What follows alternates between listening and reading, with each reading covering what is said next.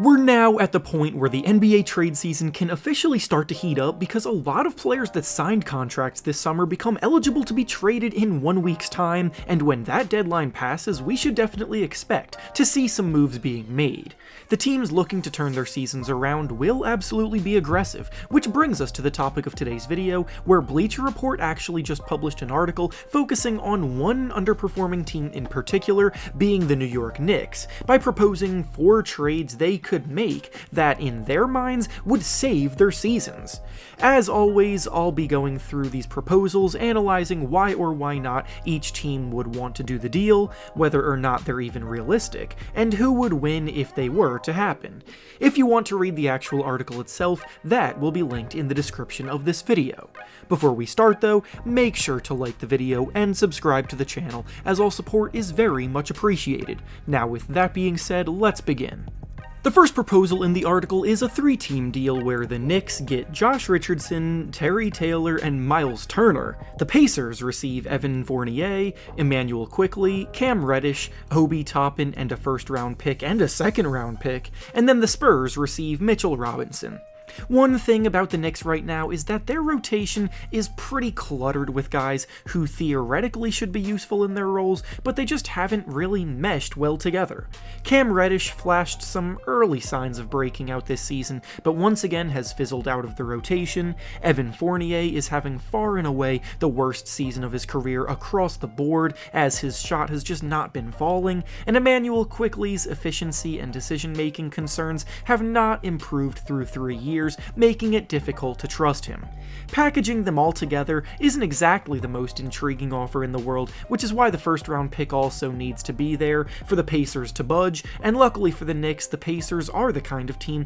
that would actually have interest in Cam Reddish and Emmanuel Quickley based on the timeline that they're on. Josh Richardson has been a relatively solid two-way wing player in San Antonio who has flown under the radar due to the status of the Spurs at the moment, and Miles Turner would fit perfectly into a Knicks team that wants to improve upon its 18th ranked defense. Losing Mitchell Robinson is not ideal, but Turner replaces him, and also losing Obi Toppin is probably the biggest blow for them in this trade, but Julius Randle's presence will always limit Toppin's potential on the team, and Randle may prove to be too difficult to trade. Despite the pieces that the Knicks get back in return being ideal fits for what they are looking for, it does still feel like an overpay, so I'm not quite sure that this is the kind of trade that the Knicks would accept, but we do seem to be on the right track.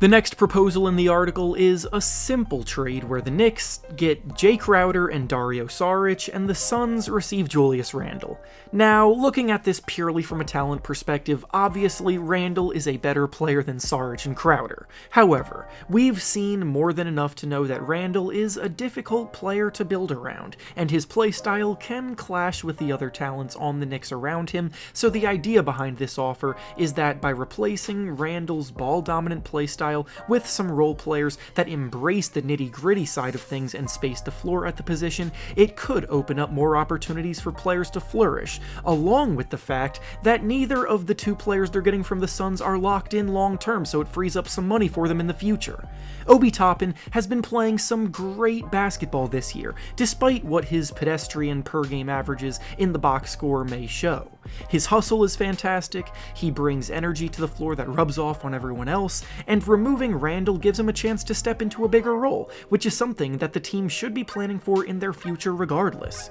The Suns, on the other hand, are in a weird predicament. Jay Crowder has been holding out waiting to be traded, so at this point they probably want to get a deal done for him as soon as possible. Julius Randle's fit on the Suns is definitely questionable, but this may be a situation where the Suns realize that their window for contention is quickly approaching its close, and that adding big-name talents like Randle might be their last grasp at extending this for them. They won't get a better player than Randle in any trade for Jay Crowder. So honestly, I think there is a chance this is the kind of deal that could get done because of the combination of the Suns situation, the Knicks needing both to free themselves from Randle and to create money moving forward.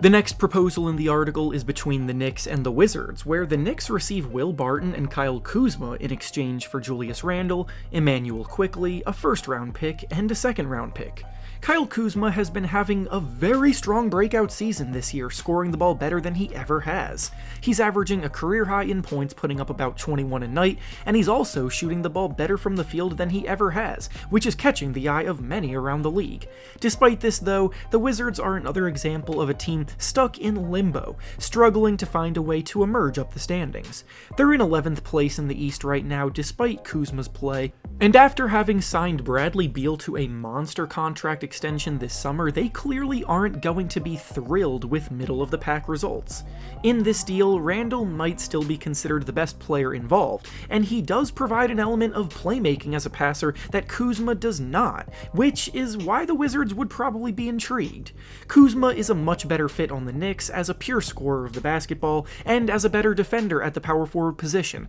while Randle would help balance out the Wizards' offense that currently ranks 19th in the NBA as a team. Will Barton has been having a very poor season by his standards so far, but a move could wake him up and get him back to what he's done over the last few years as a bench scorer, and Kuzma is the primary piece here anyway, so all in all, I don't hate this proposal for either side.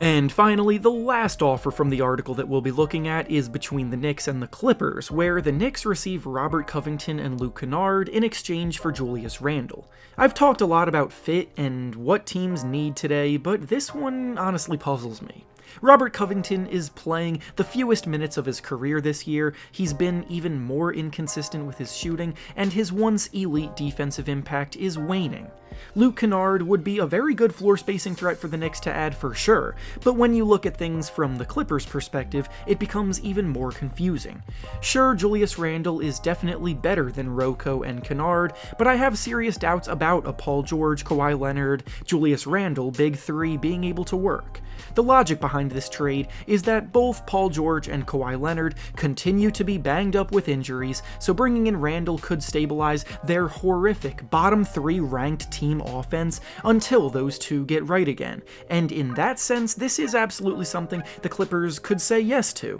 but that's only if they truly believe that the health of George and Leonard could jeopardize their season. The Clippers were expected to be one of the best teams in the NBA this season, but the injury bug just will not go away. The Clippers would probably begrudgingly say yes to this trade, but I don't think the Knicks are getting nearly enough back for them to be swayed, because unlike the Suns offer where we discussed how they would get money back to free up cap space for them to spend in the future, adding Covington and Kennard does not free up cap space for them after a Randle move.